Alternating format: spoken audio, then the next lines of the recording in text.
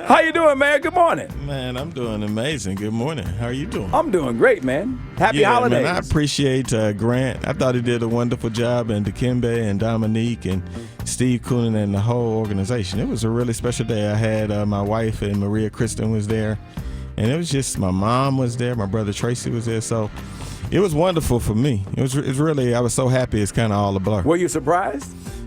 Yeah, I was surprised when I found out the details. I mean, I didn't know it was going to be a halftime presentation. I thought it was going to be something in one of the side rooms, and I'm telling you, the organization, really treated me well, and I'm just deeply grateful. And it was always good seeing you. I appreciate that. And you know what? We are thinking now about, you said to us, and every time you come on the show, you're going to work to the last hour, the last second, because you said, the president, you asked him about that, and you said, you know what, I'm going to do that too. Yeah. Let's start off with what happened Monday at 7:30. Let's see, Monday at 7:30. We pulled down that building for 12 seconds, and the MARTA bus pulled up in front of it and blocked the Weather Channel. Oh, that was crazy. It's great advertisement for MARTA. Yeah, true. I mean, I don't know what value they put on it, but it ought to be a terrific value because that meme is still running. So. And it was on Good Morning America. It was everywhere. Ride MARTA service, everybody. Be inspired to get on that bus. I mean, I love it. When you look at that building that is now standing alone, yes, a lot of people are asking, what's going to happen with that space where the dome used to be? It's going to be amazing. There's going to be a tailgating facility, a park. Home Depot is actually sponsoring that space, and then we're building what will probably be the third largest hotel in the city of Atlanta, an 800-key hotel. It's going to connect directly to the convention and visitor space right there. So you're going to be very happy. I mean, I've seen the renderings for it all. There'll probably end up being about $3 billion in new investment on that corridor over by Castleberry Hills. You've got CIM coming in with $1.5 billion in new investment. The 800-key hotel will probably be $300 million. But in terms of what you were just talking about, I mean, just yesterday with the Atlanta Housing Authority and Catherine Buell and the folks from Invest Atlanta, we moved forward with the Civic Center, which we've talked about on this very program. Mm-hmm. It's going to be the largest project with 30% affordability in 15 years in the city of Atlanta. So where the Civic Center sits right now, right near the city, you're going to have high-end, mixed-income, and workforce housing, and a new Publix, all on that corridor where millennials and teachers and firefighters and regular folks have a fair shot and a fair shake to live there. So it's going to be 30% affordability. We also passed EV-ready legislation on Tuesday, moving towards having a more sustainable city. So when you build a new house in the city of Atlanta, it will have to be electric vehicle compatible. Mm-hmm. When you build a new apartment complex in the city of Atlanta, 20% of your parking spaces will have to be EV compatible. We also passed inclusionary zoning around the Atlanta Beltline. People have been very concerned about what the Beltline does to the cost of rents and development around it. On yesterday, we passed inclusionary zoning for the Atlanta Beltline, and we passed inclusionary zoning on the west side by the Mercedes-Benz Stadium, Vine City, and English Avenue. And my new producer is telling me to be quiet. 8:11 right now. He's talking about Noni. Log on to watch V103.com. Hey, Noni. We're going to talk about the mayor's mass ball and some annual turkey giveaways he's doing. And we'll ask him about this quote: one man, one woman, two losers. When we come back, V103. It is Ryan Cameron Morning Show with Wanda Smith. People Station V103. Wanda's on vacation. It's Rod J hanging out with us. Mayor Kasim Reed in the studio. We're talking about all the things going on in the city, including what they call a signature event. It's our annual Mayor's Ball, my 8th and final. The finale. We're going to cross $1 million again this year. And I'm here with my good friend Rodney Bullard, one of the leaders of Chick-fil-A. So many wonderful businesses that support it every year, but we're definitely working real hard to make sure we cross the $1 million mark. It's just going to be an amazing evening, and then the after ball is going to be even more amazing. So it's going to be a special day. Rodney, tell us why you guys, you're already doing so many things, but with the Chick-fil-A Foundation, why did you say, okay, this is an easy partnership for us? Ryan, this is a perfect partnership for us. One, Our purpose at the Chick-fil-A Foundation is to ensure that every child grows up to be everything they were created to be, regardless of circumstances, regardless of demographics. And the United Negro College Fund does exactly that. Even more so, the mayor's ball, this is Mayor Reed's last ball, and we want to make sure it's his best ball. And so we wanted to come in big and make sure that we showed our appreciation for Mayor Reed, show our appreciation for what he's done for this city over the last 8 years, and to make sure that the 4 colleges here in Atlanta receive as much money as possible. And so we're very excited about that. Rodney makes a real important point. The dollars that we raise at the Mayor's Mass Ball at the Marriott in Atlanta actually go to the schools in the city of Atlanta. So you really are doing something for our hometown young people. And it is a night where you look amazing, do good, and then good is done after the event. And I can't say enough about Rodney and Chick-fil-A. Dan Cathy just made a $20 million commitment to the West Side Future Fund at a dinner focused on focused on Vine City and English Avenue, the old area that used to be called the Bluff. We're just seeing opportunity shared in a way that I haven't seen before, and I just wanted to take a moment to thank Rodney for his leadership. Well, we appreciate you, Mr. Mayor. This is our obligation. Everybody in this neighborhood, we are all family, we're all neighbors, and if one of us is struggling, then all of us are struggling. Well, $20 million needed to be mentioned. Yeah, Absolutely. I think that should get a mention. that is something Y'all think else. that should get a mention? Yeah, I think $20 million is a good, In Vine City and English Avenue, if we can move the needle in Vine City and English Avenue, we can move it anywhere. Yeah. We've reduced crime in Vine City and English Avenue by more than 30%. We had an initiative with the Atlanta Hawks yesterday at the At Promise Youth Center. When we used to pick up truants in the city of Atlanta, we would actually take them to police precincts, and they would have to stay in a police precinct until their parents came to reconnect with them. Now they go to the At Promise Youth Center. It is a center that gives them access to technology, access to character building, a robust physical fitness regimen, and really actually cares about them and nurtures them rather than just warehousing them. As we talk about all the things that you've been able to accomplish, but I think a lot of people, and I said this the last time I got a chance to actually speak about you, is that not only do you talk the talk, but you walk the walk for the city. I think a lot of people, and I understand that Atlanta has a lot of people that move here and aren't from here, but when people ride for the city, for real, when you go and see what used to be a downtrodden neighborhood that people just didn't even want to go near, and now that this is going to be a live, work, thriving community, I mean, that's got to be something that you say, you know what, I feel proud about what I've been able to accomplish for my city. I'm going to tell you, Ryan, yesterday was one of my best days. Being able to bring a project with 30% affordability to the heart of the city where Civic Center is right now, connected to MARTA, so people have genuine access to the opportunities. And so, when I got elected, the city of Atlanta was broke. We had $7.4 million. We were in the red by more than $50 million. It was a terrible time. We were in the worst recession in 80 years. City halls had furloughed police officers. City Hall was closing early. And so we've turned that around. Today we're $200 million in cash reserves, AA+ credit. We've had 8 balanced budgets. We have the largest spike in employment that we've had. We've cut unemployment in half. So we just got to keep going, But I love it. Yesterday was terrific. We just have to make sure that everyone gets to share in what we're all experiencing. For us to be the Atlanta that we all know and love, it has to be a city where everyone can live everywhere. Rodney, talk about, being at community affairs for Chick-fil-A, and you've been there a while. A lot of people know, it is the go-to place. We see athletes walk up from the Four Seasons when they realize there's a Chick-fil-A in Colony Square. That's how much they love it. Is that who I think it is? But along with what you've done business-wise, that foundation is kind of that is the threshold of what this organization is about. Can you talk about that? Absolutely. Chick-fil-A's corporate purpose, part of our corporate purpose says that we want to have a positive influence on everyone we come in contact with. Ironically, it doesn't say anything about selling those great waffle fries or that wonderful classic chicken sandwich. It says we want to have a positive influence on everyone we come in contact with. Now, Ryan, I do want you to pay full price for your waffle fries. Thank you, Ryan. And I do want you to. That is so unfair. But that's okay. I did give you a digital offer coupon, so you can get a little bit off. I'll Waffle fries enjoy is the greatest waffle creation. fries by myself. I got one too, so we'll go together. A tandem situation going on. That's right. But every time you pay full price, a little bit of that goes towards the Chick-fil-A Foundation. And there it is. There And we you get go. a chance to do good things, particularly in the city of Atlanta, because this is our hometown, and we really are focused on areas like the West Side. We're focused on making sure all boats rise and all communities rise. Final question for you. Yes, sir. Is Chick-fil-A replacing Dugan's? Is Dugan still in business? No, I'm sorry, my Oh friend. man, I love Dugan. that's the Ryan Cameron sinker right there. That's the one you didn't anticipate when you sat down. I saw it coming when it left his hand.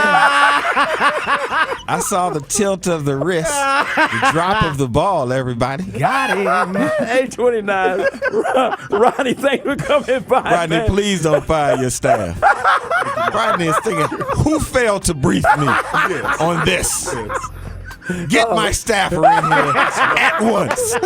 Oh my God. 829 right now. Right away. When we come back, hey, let's talk politics. Let's talk about the runoff when we come back with American Scene Reed. man, goodness And the sound bite All right. from Caesar Mitchell All right. of why he decided to decide what he decided. All right. You ready? All right. When we come back, V-103. American Scene Reed is in the building. First day of Sagittarius. All my Sagittarius brothers and sisters out there. Today's going to be a great day for us because it's just going to be. And there it is. All right, let's go ahead to the phone line, 741-WVE, and let's bring a caller who wants to ask the mayor a question this morning. V-103, good morning. Good morning. My name is Christy, and I'm calling for the citizens of Atlanta. They are wanting to know, are there any plans in the making for housing for the homeless, being that we just imploded the implosion on the dome? They felt like we could have housed the homeless there. So do we have any plans for the housing for the homeless? Absolutely. We just passed within the last 120 days the largest homeless housing opportunity bond in the history of the city. So the city's portion was $25 million, and then we've raised another $25 million from private philanthropy. And so that will seed homeless construction and development. The city is also acquiring other facilities to make sure that folks who left Peachtree and Pine have a safe and warm space to go. You should also know that Fulton County actually has primary responsibility for homelessness in the city of Atlanta. But in Atlanta, we have cut homelessness by 50%. We received certification within the last 30 days that we actually eliminated veterans homeless and brought the number down to functional zero. So the straight answer to your question is yes. We will build smaller sites that are more intimate with wraparound services, so you won't see large homeless buildings. The model that we would like to go to is like the Imperial Hotel, which is right next to the headquarters for SunTrust Bank. People don't know it, but we have about 90 people in that building who were formerly homeless. And if you were to walk by it, you would think you were walking by any other apartment or residential space in the city of Atlanta. So we want to do more of that. Speaking of the homeless, can we talk about this ordinance that a lot of people are talking about now in terms of, I guess, and I want to get the particulars on so that I know what's going on. It's something about we're not able to feed. Like if I walk outside with a sandwich and I haven't eaten the whole thing, am I not allowed to give that to a homeless person? Like, what is that? I mean, I think you're allowed to give away your sandwich. Here's what's going on. The issue is a little less black and white than it appears. So you have people who have neighborhoods, and people come into Atlanta from inside of our city and many from outside, and they will do a feeding. And what happens is you're doing that in someone's neighborhood. Okay. And when the feeding is over, frequently a large amount of trash is left. Many organizations do an amazing job and completely clean the site, but many don't. And so the city is the one that gets the call from people who actually live in Atlanta saying that their community has been littered while other people were doing good. So the issue is not as clear as it sounds. Right. There was an idea that I heard that any of the fees associated with this should go towards homelessness. I think that's a terrific idea. Right. So that's new, and I hadn't heard that recommendation. But you have to understand, while you may be doing good, if trash is being left and debris is being left, it's being left where somebody lives. Right.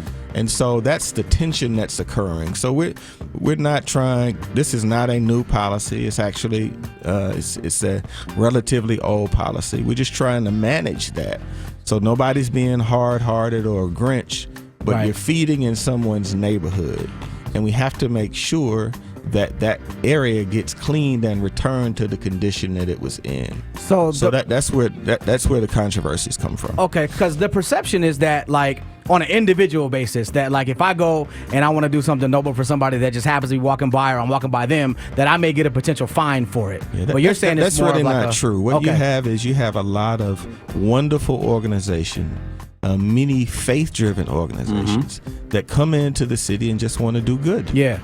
But it needs to be done in a way where there is not debris left. And people who live in a neighborhood have a right to understand what is occurring in their neighborhood. Right. So if you were at your house and you saw a group of 50 people pull up and gather 150 people in your neighborhood to feed them, you would want to know what is going on. Absolutely. So that's really how this occurred. But we're going to review the policy. We're definitely listening to people. And I really appreciate you letting me address it because folks have been talking about it a lot. And thanks for clearing that up. No, that's what being on V-103 is all about. Absolutely. You hear it once. So, I mean, one of the reasons that the mayor comes on, and for those who say, well, why you don't go on, is because we don't edit it. That's right. Right. It's not a death by soundbite. It is what you it is. hear everything that's going on. Yeah, in real time. Let's talk about what's going to happen. We are now down to two candidates, Keisha Lance Bottoms and Mary Norwood. You know, we're seeing a historical perspective as either way it goes, there will be a female mayor. I think it's amazing that you're going to have the second woman mayor in the city of Atlanta, no matter who wins. I think that's going to be terrific. It just happened in New Orleans. A woman just became the first mayor of the city of New Orleans, and I think in these times that this is something that we ought to be celebrating, and it's just it just shows how forward-leaning the people in Atlanta are.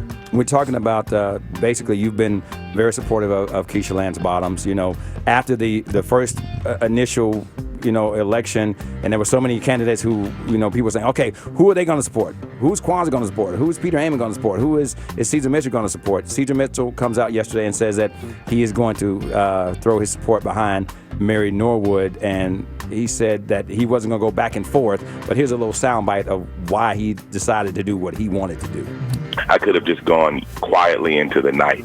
But one thing I don't like is when people try to deceive others and deceive the community and to make them think that an issue is important when that's really not the important issue. The real important issue is whether or not we're going to work with our school system in a productive way to make sure that young kids have an opportunity to succeed rather than fight the school system. I have every confidence that Mary Norwood is going to do that, not because she's just talking about it, because she's demonstrated that. So these are the kinds of issues that are important to me. I'm not going to get caught up in kind of, a little silliness like that.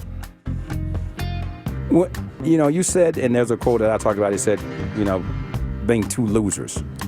Actually, what I said was one man, one woman, two losers. I said that on yesterday when I was responding to a comment that was asked when we were announcing our Civic Center deal. Here's where I am. As far as this conversation with Cesar Mitchell, for me, it's over. The voters decided it. You can't cure envy. So for me, it's just over. So I don't have anything to say to Cesar. He's made his decision. I tell you what, I think that Kwanzaa Hall is amazing. Kwanzaa endorsed Keisha on the Tuesday after election. He did it in a classy fashion. And I think that he did the right thing. Today, Ambassador Andrew Young is going to endorse Keisha Lance Bottoms. I'm going to stand with people like Kwanzaa Hall, who actually has a legislative and a track record of achievement. People like Natalie Hall. I'm going to stand with them. I'm going to stand with Andrew Young.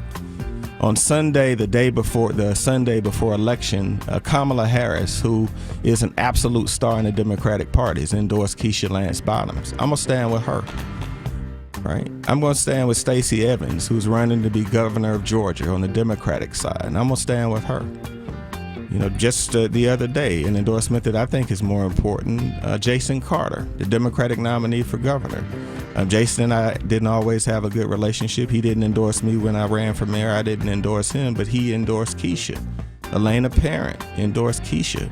So as far as I'm concerned, anything with Cesar is over because it's over. 8:49 right now. When people are on the fence about what they're saying, there's a narrative that is out there that a vote for Keisha Lance Bottoms is just 4 more years of Mayor Kasim Reed.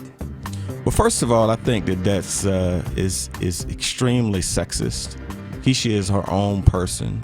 I mean, let's just contrast Keisha and Mary Norwood. Keisha came from very tough circumstances, had a terrific mom, had to pull herself up by her bootstraps, right?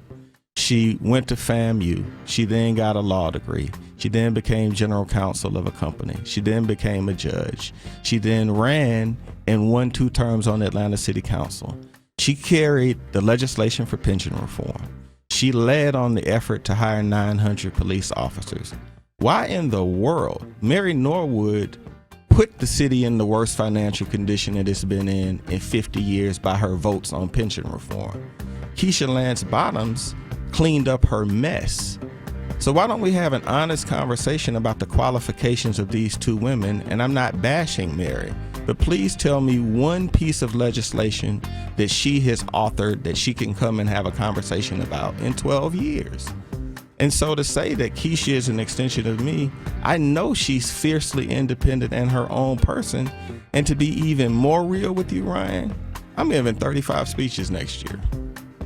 I'm not going to be in Atlanta very much. And I have another life to live. You know, the most important thing to me this morning was that Maria Kristen broke her tiara and she wanted me to fix it, but I was coming to V at 8 a.m. So I'm getting ready to go to my office and get a glue stick and try to put this tiara, because she said she didn't want a new one. She wanted the one that was broken put back. That's where I'm going. I have other stuff to do. But anybody that's saying Keisha Lance Bottoms is an extension of me really needs to take a hard look in the mirror, because they're being dishonest. That's not her record. This is a woman who has been highly successful, adopted 4 amazing children, been married to the same man for 23 years. She's no extension of me. She's just the person who I believe was the best candidate. And I mean, someone somewhere should put up her legislative record against Mary Norwood's, and that's the conversation that we should be having in the city of Atlanta. But what you're going to see is a level of viciousness that from Mary Norwood. Mary Norwood is already trashing Keisha Lance Bottoms, talking about a home that she purchased in Martha's Vineyard with her husband Derek, who is a successful executive. They're 2 lawyers. And she's implying that she bought a home in Martha's Vineyard illegally, improperly, and smearing her and practicing the most dirty and disgusting politics available, and coming around on your show and smiling at everybody. So I just want to be real clear.